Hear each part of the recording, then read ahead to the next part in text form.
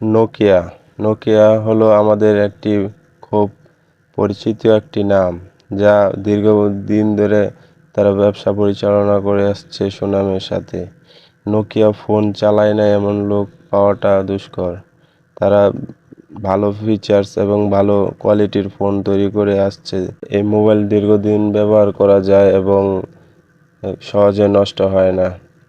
আচার দিয়ে মোবাইল ফালাই দিলেও দীর্ঘদিন ব্যবহার করা যায়। অনেকে বলে যে এটা কই মাছের জান, আসলে এটা ঠিকই, কেননা এই ফোন কখনো নষ্ট হয় না সহজে। 2008 সাল পর্যন্ত তাদের ছিল সোনালী সময়।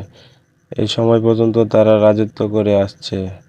হঠাৎ তাদের ভুল সিদ্ধান্তের কারণে, ভুল ম্যানেজমেন্টের কারণে তারা মার্কেট হারায়।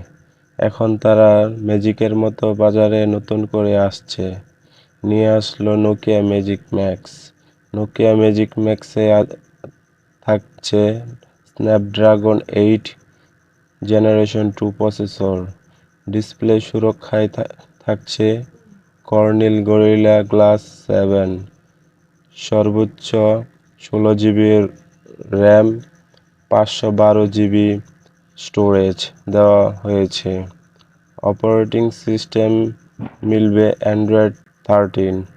আইফোনের মতো ট্রিপল রিয়েল ক্যামেরা থাকছে ফোনটিতে, যার প্রধান ক্যামেরাটি রেজুলেশন 144 মেগাপিক্সেল। বাকি দুটি ক্যামেরা থাকবে 64 মেগাপিক্সেল এবং 68 মেগাপিক্সেল।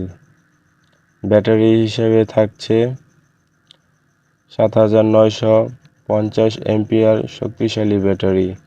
তাতে শক্তি যোগাতে থাকছে 180 ওয়াটের ফাস্ট চার্জিং সুবিধা।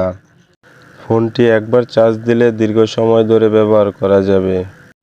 ফোনটি বাজারে আসতে নভেম্বর মাস পর্যন্ত অপেক্ষা করতে হবে। ফোনটির দাম ধরা হয়েছে 58,000 টাকা। বিশেষজ্ঞদের মতে আইফোনের সাথে টেক্কা দিবে এই ফোনটি। তো ব্যক্তিগতভাবে আমার কাছে খুবই ভালো লাগছে ফোনটি।